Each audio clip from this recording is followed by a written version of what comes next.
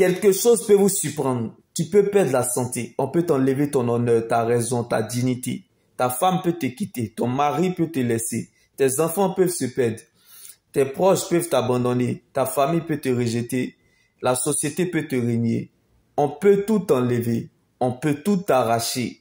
Car le monde est ta question. Mais la parole de Dieu est ta réponse. Si on te laisse Dieu, c'est qu'on t'a tout donné, on t'a tout laissé. C'est pour cela, j'aime ce que la Bible me dit en Éphésiens 5, verset 20. Remerciez constamment Dieu, le Père pour tout, au nom de notre Seigneur Jésus-Christ. Alléluia. Je répète encore. Remerciez constamment Dieu, le Père pour tout, au nom de notre Seigneur Jésus-Christ. Seigneur, rappelle-nous que lorsque nous sommes tristes, que ton amour vaut mieux que la vie et qu'en face de notre déception, que ton plan vaut mieux que nos rêves.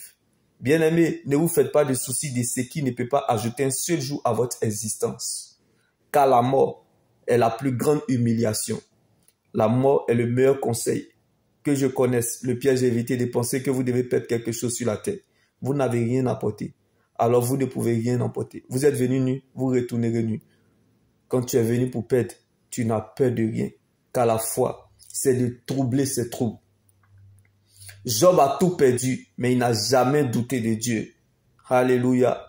Donc, ne permets à aucune circonstance de la vie te faire douter de la main de Dieu sur ta vie. Car Dieu n'est pas limité par ta situation. Donc, ne limite pas la main de ton Dieu, car ta situation ne peut pas diminuer Dieu.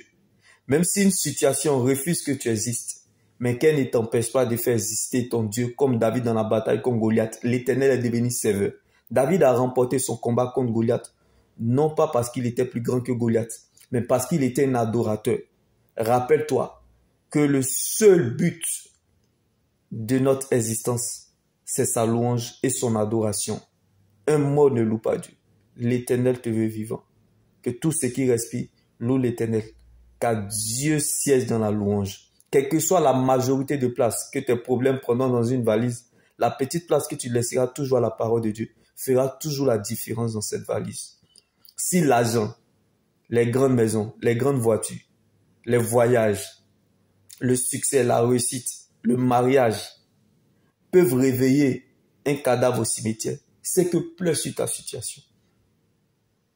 Oui, bien-aimé, laisse-moi t'annoncer encore cette bonne nouvelle en ce jour.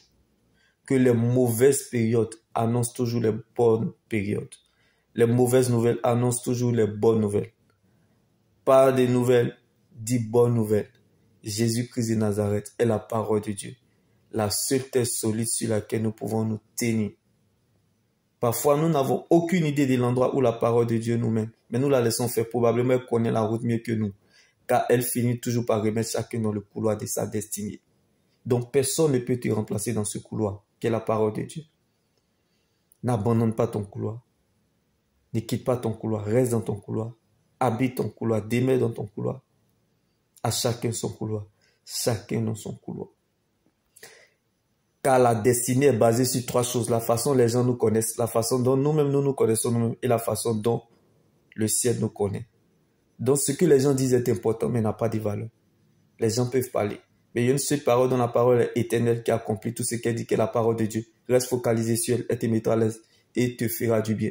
Tant que ce que l'on pense de toi, ce que l'on a déterminé dans ta vie, tant que ce que l'on dit sur toi ne peuvent pas réveiller un cadavre au cimetière, avance et marche avec fierté. Car le diable cherchera toujours à te montrer ce que tu penses. Car la vie est ce que nous pensons. Donc tu peux perdre ce que tu as. Mais tu ne peux pas perdre ce que tu es. Car l'éternité est ce que Dieu pense de nous. Donc Dieu te fera toujours apprécier ce que tu es. Donc tu es ce que tu deviendras et non ce que tu traverses. Tu ne deviendras pas autre chose que ce que Dieu a planifié, programmé, décidé. Car ce n'est pas la joie du moment qui compte pour Dieu, mais plutôt la finalité de son plan qu'il a déjà établi pour notre vie. Donc la fête changera de camp. C'est parce que tu ne sais pas qui tu es.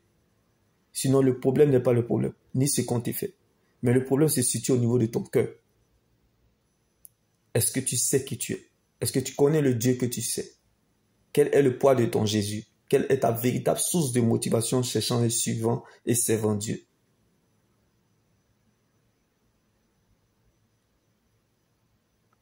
c'est parce que tu ne sais pas qui tu es. Sinon, tu allais voir ce problème différemment en ta faveur. Est-ce que ton cœur est suffisamment prêt à affronter ce qui arrivera lorsque Dieu t'aura déjà exaucé? Car ce que Dieu cherche et veut bâtir en toi a plus de valeur que ce qu'il veut te donner. Car ce que Dieu fait pour nous dans le secret est plus grand que ce que nous regardons, traversons. Car le Dieu que nous servons n'a jamais perdu un combat là où son nom a été mis en cause. Donc devant tous les problèmes, je les oppose à mon Dieu. Car en face de tous les défis, il s'en rend compte qu'il est concerné. Il s'en rend compte qu'il est concerné. Donc ce n'est plus ton combat, car Christ était ressuscité pour toi. Il y a encore de l'espoir tant que Jésus vit pour toi. Aimer Dieu sans raison apporte à la raison ce qui est inaccessible. Donc tes doutes ne feront pas douter Dieu. Dieu n'arrangera pas, mais il s'arrangera à ton sujet, non pas parce que tu as raison, mais parce que tu es sa raison.